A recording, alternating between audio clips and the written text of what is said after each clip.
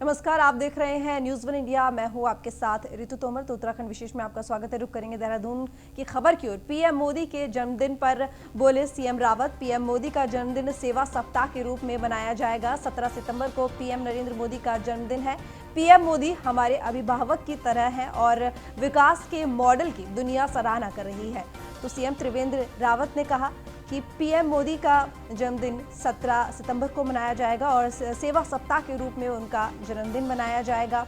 हमारे अभिभावक के रूप में पीएम नरेंद्र मोदी हैं। साथ ही उन्होंने कहा कि 17 सितंबर को पीएम नरेंद्र मोदी का जन्मदिन, जिसे हम सेवा सप्ताह के रूप में मनाएंगे। पीएम मोदी हमारे अभिभावक की तरह है और विकास के मॉडल की दुनिया सराहना कर रही है। आपको बता दें कि पीएम नरेंद्र मोदी का जन्मदिन 17 सितंबर को है, लेकिन आज से यानी कि 14 सितंबर से 20 सितंबर तक उनका जन्मदिन सेवा सप्ताह के रूप में मनाया जाएगा, जिसमें कई सामाजिक कार्य भी किए जाएंगे, जैसे कि पेड़ पौधे लगाना, रक्तदान शिविर भी लगाए जाएंगे, जिसको लेकर पीएम मोदी के जन्मदिन को सेवा सप्ताह के रूप में मनाया जाना है। आगामी 17 सितंबर माननीय प्रधानमंत्री जी का जन्मदिन है। हमारे प्रधानमंत्री हमारे अभिभावक की तरह है, जिन्होंने सदैव सुख दुख में हमारी चिंता की है। परमात्मा से यही प्रार्थना है कि हमारे यशस्वी प्रधानमंत्री स्वस्थ रहें, सुदीर्घ उनको जीवन मिले और इसी तरह से वो देश की सेवा करते रहें। जिस विजन के साथ, जिस सोच के साथ और जिस लक्ष्य के साथ वो सेवा कर रहे हैं, आज सारी दुनिया उनका लोहा मानती है।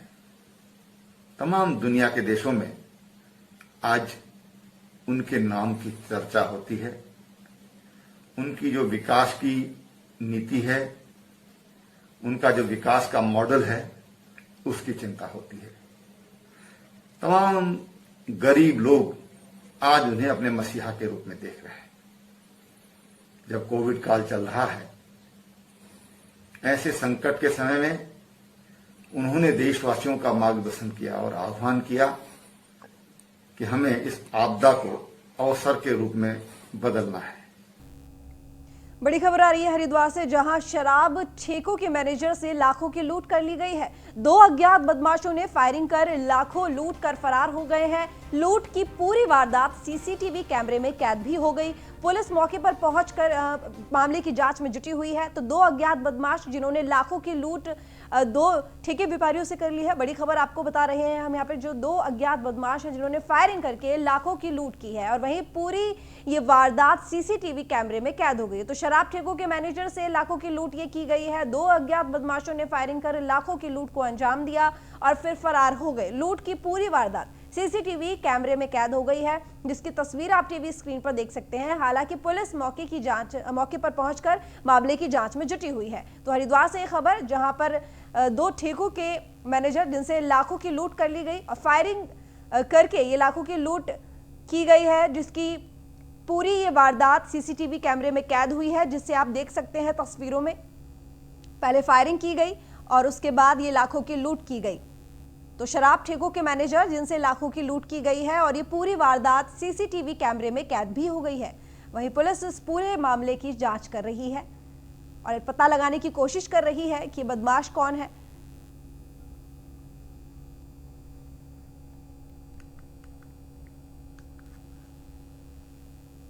तो ये तस्वीरें आप देख रहे हैं, ये पूरी वारदात कैमरे में कैद हुई है, सीसीटीवी कैमरे में कैद हो गई है। ये बदमाश हैं 2 जिन्होंने फायरिंग करके लाखों की लूट कर ली है। 2 ठेके मैनेजर जिनसे ये लूट की गई है।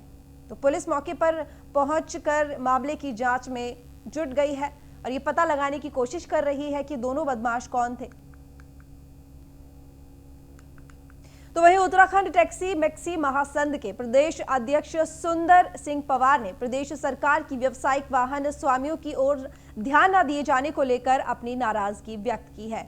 उन्होंने कहा कि पूरे प्रदेश में व्यावसायिक वाहन स्वामी भुखमरी की कगार पर पहुंच गए हैं। मार्च से खड़े हुए वाहन पर घास उग गई है, गाड़ियों का हाल बेहाल हो गया है, लेकिन सरकार की ओर से व्यावसायिक वाहन स्वामियों की किसी प्रकार से मदद नहीं की जा रही है, जिससे व्यावसायिक वाहन स्वामियों में भारी आक्रोश है। और बता दें कि टैक्सी मैक्सी महासंघ का सरकार के खिलाफ आक्रोश। प्रदेश अध्यक्ष सुंदर सिंह पवार ने सरकार पर आरोप लगाया है और व्यावसायिक वाहन स्वामियों की ओर ध्यान न दिए जाने का आरोप लगाया गया है। कई बार सरकार से निवेदन कर चुका हूं कि हमें एक बार बुलाया जाए, हमसे वार्ता की जाए और मैं उत्तराखंड के प्रतिनिधि होने के नाते सभी लोगों के अपनी पीड़ा सीएम साहब के सामने रखूं या माननीय परिवहन मंत्री जी के सामने रखूं, मगर ऐसा हो नहीं पा रहा है। माननीय सीएम साहब हमें मिलने के लिए भी हमें कोई समय नहीं दे पा रहे हैं। क्या कारण है ये मैं नहीं जानता, मगर हमारे लोगों की स्थिति इतनी ख़राब है, इतनी दयनीय हो चुकी है कि लोगों के पास घर में खाने के लिए नहीं है। वो कहाँ से रोड टैक्स दे। हम लोग बार बार मांग कर रहे हैं कि 2 साल का टैक्स कम से कम माफ़ हो, आर्थिक सहायता 5,000 रुपये दी जाए, बैंक के लोन की मोरेटोरियम की जो अवधि थी भारत सरकार ने दी थी अगस्त तक की, उसको आगे बढ़ाया जाए। मैं सीएम साहब के सामने यही वार्ता करना चाहता था कि अपने कम से कम उत्तराखंड सरकार की तरफ से तो हमारा कोई दिल्ली में जाए कि हमें मोरेटोरियम मिले, क्योंकि हम लोग अब उत्तराखंड सरकार हमारी कोई बात नहीं सुन रही है। और मोरेटोरियम की बात जहाँ तक हो रही है, लोग बड़े परेशान कर रहे हैं। अब बैंक एजेंसी, जितनी भी एजेंसियाँ लोगों पे दबाव बना रहे हैं हमारे ट्रांसपोर्टर पे, हमारी किस्तें लाओ, कहाँ से लाए। देहरादून से बड़ी खबर आ रही है, जहां सीएम रावत ने हिंदी दिवस की सभी को बधाई दी। भाषा संस्कृति की वाहक होती है। सीएम रावत ने कहा कि भाषा संस्कृति की वाहक होती है। राजभाषा हिंदी हमारे सम्मान और स्वाभिमान की भाषा है। हम सबको हिंदी के अधिक से अधिक प्रयोग का संकल्प लेना चाहिए। हिंदी की स्वीकार्यता वैश्विक स्तर पर बढ़ी है। तो हिंदी दिवस को लेकर सीएम त्रिवेंद्र रावत ने बयान दिया है और उन्होंने कहा है कि हिंदी की स्वीकार्यता वैश्विक स्तर पर बढ़ी है। भाई बहनों को हिंदी दिवस की हार्दिक शुभकामनाएं। देश की राजभाषा हिंदी हमारे सम्मान और स्वाभिमान की भाषा है। आज वैश्विक स्तर पर हिंदी भाषा की स्वीकार्यता बढ़ी है। किसी भी देश की मातृभाषा ही अपनी संस्कृति एवं परंपराओं से जोड़ने में मददगार होती है। या हम कह सकते हैं कि भाषा ये संस्कृति की संवाहक होती है। हिंदी भाषा के संरक्षण एवं संवर्धन के लिए कार्यालयों में, बोलचाल में, सभी में हिंदी का प्रयोग हमें करना होगा। वैश्विक स्तर पर हिंदी भाषा का और तेजी से प्रचार प्रसार हो, इसके लिए सामूहिक प्रयासों की जरूरत है। आइए हिंदी दिवस के अवसर पर हम अपने दैनिक जीवन में हिंदी के अधिकाधिक प्रयोग का संकल्प लें। सभी उत्तराखंडी। तो वही देहरादून में सुबह से हल्की हल्की बारिश हो रही है। रात को भी दून घाटी में कई इलाकों में बारिश हुई है। देहरादून में 19 सितंबर तक मानसून में तेजी रहने का अलर्ट भी मौसम विभाग ने जारी कर दिया है। तो मानसून में तेजी देखी जा रही है और जिसको लेकर अलर्ट भी मौसम विभाग ने 19 सितंबर तक जारी किया है। ये कहा गया था कि प्रदेश में कहीं हल्की तो कहीं मध्यम बारिश हो सकती है और मौसम में बदलाव लगातार दिखा जा रहा है। तो दून घाटी में भी कई इलाकों में बारिश हुई है। कहीं हल्की बारिश है तो कहीं मध्यम बारिश देहरादून में हो रही है। तो देहरादून में सुबह से हल्की हल्की बारिश देखी जा रही है।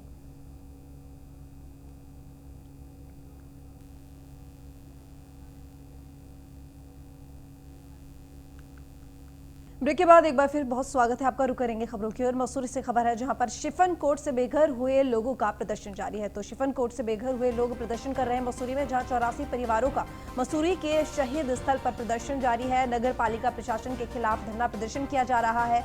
बेघर हुए लोगों को विस्थापित करने की मांग की जा रही है। तो 84 परिवार हैं जो मसूरी के शहीद स्थल पर प्रदर्शन कर रहे हैं और शिफन कोर्ट से ये लोग बेघर हुए हैं जो प्रदर्शन कर रहे हैं और इनकी मांग जारी है विस्थापित करने को लेकर। तो बेघर हुए लोगों को विस्थापित करने को लेकर ये मांग की जा रही है। इसको लेकर प्रदर्शन किया जा रहा है। नगर पालिका प्रशासन के खिलाफ धरना प्रदर्शन ये किया जा रहा है और शहीद स्थल पर मसूरी के परिवारों की तरफ से ये प्रदर्शन जारी है। 84 परिवार हैं जो इसमें सम्मिलित है, जो प्रदर्शन कर रहे हैं, जिनकी मांग है विस्थापित करने को लेकर खुद को। बता दें कि शिफन कोर्ट से ये लोग बेघर हुए हैं जिनका प्रदर्शन है और मसूरी में ये प्रदर्शन शहीद स्थल पर किया जा रहा है। तो नगर पालिका प्रशासन के खिलाफ ये धरना प्रदर्शन किया जा रहा है। बेघर हुए लोगों को विस्थापित करने की मांग ये सभी परिवार कर रहे हैं। ये चाहते हैं कि जो लोग बेघर हुए हैं उन्हें घर दिया जाए, रहने के लिए जगह दी जाए, मकान दिया जाए। तो बेघर हुए लोगों को विस्थापित करने की ये मांग मसूरी में धरना दिया जा रहा है, प्रदर्शन किया जा रहा है शहीद स्थल पर।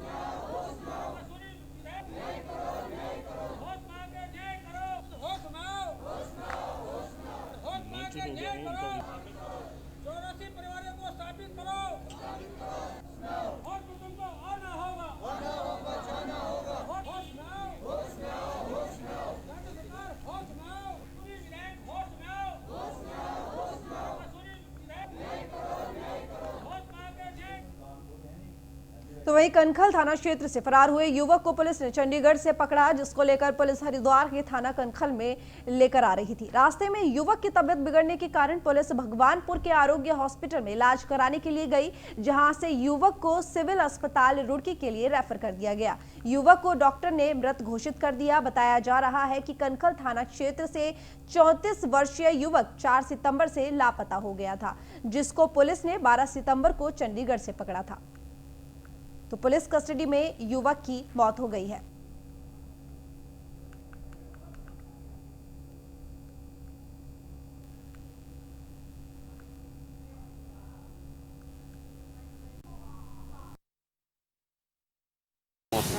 ये जो मृतक है अखिलेश दीक्षित, ये हमारे बड़े भैया का शाला है।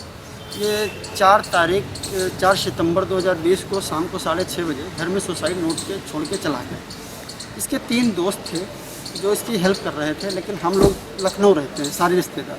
जब लखनऊ से वापस आए तो वो जो 3 दोस्त हैं, नंबर 1 शिवम करणवाल, नंबर 2 अनुराग त्यागी और नंबर 3 है राजेश रैना, तीनों मित्र इसके साथ सपोर्ट करते थे बराबर। इसके घर से कुछ पैसों का हेरा फेरी हुई और वो कम से कम 20-25 लाख रुपए थे, जो अभी तक नहीं पता चले। जेवर भी बेची कहाँ चला गया, ये सुसाइड नोट के चला गया। जो इनके तीनों दोस्त हैं वो ड्रग्स भी लेते हैं और शराब भी पीते हैं। सुबह खबर मिली है कि मूर्छरी में एक लाश आई है, कल आ गई थी। तो उसको बताते हैं कि ये पंजाब से लाए हैं और वो लड़का जो रहता है वो ऋषिकेश में रहता है, अखिलेश है, दया शंकर जी का लड़का है और संदेश नगर कनखल में रहता है। तो उसके बारे में जो उसका मृत्यु हुई उसका कुछ कारण पता नहीं चल रहा, क्योंकि हमने यहाँ पे जो है लाश को देखा, उसमें कोई चोट निशान नहीं है और ये कारण जानने के लिए जो है उसका पोस्टमार्टम करवाया जा रहा है। सर किस तरह? मुझे सुबह खबर मिली है कि सितारगंज से खबर आ रही है, जहां 1 किलो अफीम के साथ तस्कर अरेस्ट किए गए हैं। एसएसपी की तरफ से चलाया गया यह अभियान सरकड़ा चौकी पुलिस ने चेकिंग कर अरेस्ट किया है तस्करों को। तस्कर से एक बाइक भी बरामद की गई है। तो यह अभियान चलाया जा रहा था पुलिस की तरफ से। सरकड़ा चौकी पुलिस ने चेकिंग करके इस तस्कर को पकड़ा है। एसएसपी की तरफ से यह अभियान चलाया जा रहा था और 1 किलो अफीम के साथ तस्कर को गिरफ्तार किया गया है। तो चेकिंग के दौरान एक तस्कर गिरफ्तार किया गया। एसएसपी की तरफ से यह अभियान चलाया जा रहा था। सरकड़ा चौकी पुलिस ने चेकिंग के दौरान इस तस्कर को गिरफ्तार किया। 1 किलो आपको बता दें कि गिरफ्तार किया है 1 किलो अफीम के साथ। चेकिंग में चौकी इंचार्ज श्री हरविंदर सिंह, सरकड़ा चौकी इंचार्ज चेकिंग कर रहे थे, तो रैंडम में एक आगाज़ अली जो सिसरिया का रहने वाला है, उससे अवैध 1 किलो अफीम जो है बरामद हुई है और उसे पकड़कर गिरफ्तार कर लिया गया है और उचित धाराओं में NDPS में मुकदमा पंजीकृत किया गया है और उसे अभी रिमांड के लिए पेश किया जा रहा है जेल भेजने के लिए। काशीपुर से बड़ी खबर आ रही है, जहां बाइक चोरों को पुलिस ने अरेस्ट कर लिया है। एक स्कूटी समेत 4 मोटरसाइकिल बाइक चोरों के पास से बरामद की गई है। चोरों को पुलिस ने जेल भेज दिया है। काशीपुर के कुंडेश्वरी तिराहा चेती मंदिर का ये पूरा मामला है, जहां पर बाइक चोरों को पुलिस ने अरेस्ट किया है, जिनके पास से स्कूटी बरामद की गई है और बाइकें भी चोरी की बरामद की गई है। तो एक स्कूटी समेत 4 मोटरसाइकिल चोरों के पास से बरामद की गई और काशीपुर का ये पूरा मामला है, जहां बाइक चोरों को पुलिस ने अरेस्ट कर लिया है और वहीं उनके पास से एक स्कूटी समेत 4 मोटरसाइकिल बरामद की गई है। हालांकि पुलिस ने उनको जेल भेज दिया है मुकदमा दर्ज कर। काशीपुर के कुंडेश्वरी तिराहा चैती मंदिर का ये पूरा मामला है। जो है सुबह चेकिंग के दौरान हमारी टीम द्वारा 2 लड़कों को चेकिंग के लिए रोका, जिसमें एक लड़का नाबालिग था, एक बालिग है, लाली सन ऑफ मंगल सिंह, उस पर जो स्कूटी थी वो हमारे थाने से संबंधित चोरी की थी। पूछताछ पर उनके द्वारा बताया गया कि हमने और भी यहाँ काशीपुर क्षेत्र में मोटरसाइकिलें चोरी की है, जिस पर उनके निशानदेही पर 3 मोटरसाइकिलें और बरामद की गई जो कोतवाली काशीपुर से चोरी हुई है, जिस संबंध में कोतवाली काशीपुर में मुकदमा पंजीकृत है। इस संबंध में उससे पूछताछ की जा रही है, उसकी कॉल डिटेल वगैरह के आधार पे और भी कोई अगर इसके साथ संलिप्त होंगे उनके खिलाफ भी कार्रवाई की जाएगी। तो वहीं डोईवाला के धर्मूचक गांव में इस कोरोना काल में जहां रोजगार के अवसर कम हो गए हैं और कई लोगों के रोजगार भी छिन गए हैं, तो इसको लेकर क्षेत्र की समाज सेविका हेमा पुरोहित द्वारा महिलाओं को स्वरोजगार से जोड़ने के लिए जूट से बने उत्पादों को सिखाने का निर्णय लिया गया, जिससे वे स्वरोजगार से जुड़ सकें और अपनी आजीविका भी चला सकें। जिसके आज 15 दिन में प्रशिक्षण पूर्ण हो जाने के बाद आज उनकी हौसला बढ़ाने के लिए पूर्व मुख्यमंत्री और पंजाब के कांग्रेस के प्रदेश प्रभारी हरीश रावत ने कार्यक्रम में शिरकत की और उनके हस्तशिल्प से बने उत्पादों को सराहा। यही माध्यम है कि जो हमारी धरती की चीज़ें हैं, जो हमारी प्रकृति की दी हुई चीज़ें हैं, उनके आधार पर हम क्या बना सकते हैं। जितना हम हस्तशिल्प को प्रोत्साहित करेंगे, जितना उसको बढ़ावा देंगे, उतना ही बेरोजगारी घटेगी, रोजगार सृजित होंगे, हमारी आर्थिक स्थिति सुधरेगी। टिहरी कांग्रेस कार्यालय में प्रदेश उपाध्यक्ष ज्योत सिंह बिष्ट ने एक प्रेस वार्ता कर प्रदेश सरकार को कोरोना संक्रमण को लेकर घेरा और कहा कि सरकार गाइडलाइन का उल्लंघन कर रही है। नियोजन समिति के चुनाव के बहाने इस साल जिला नियोजन समिति गठन न होने के इन्होंने अपने कार्यकर्ताओं के माध्यम से उक्त बजट अपने चहेतों को बंटवाया है। उन्होंने कहा कि लॉकडाउन में लाखों लोगों की नौकरी चली गई। उन्होंने कहा कि सरकार बेरोजगारों को लोन दिलवाने के नाम पर ठगने का काम कर रही है। जब सारी सरकार गाइडलाइन का उल्लंघन कर रही है तो जिला नियोजन समिति के चुनाव के लिए बहाना क्यों बना रही है? क्योंकि इस साल जिला नियोजन समिति का गठन न होने के कारण जो जिला योजना का बजट है उसको इन्होंने अपने पार्टी के कार्यकर्ताओं के माध्यम से उनके प्रस्ताव पर बंटवा करके एक बड़ा भ्रष्टाचार किया। ये हमारा सरकार पर सीधा आरोप है।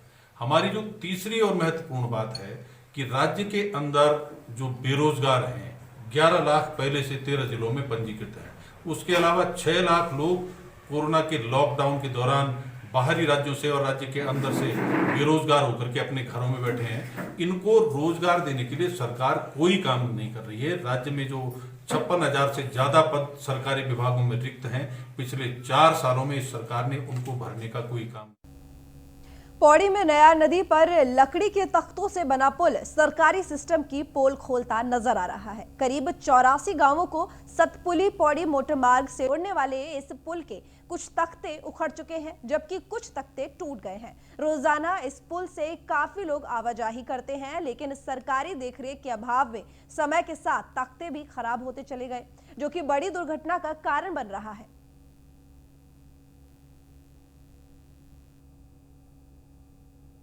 तो फिलहाल इस बुलेटिन में इतना ही। अब नजर डालते हैं टॉप 10 खबरों पर।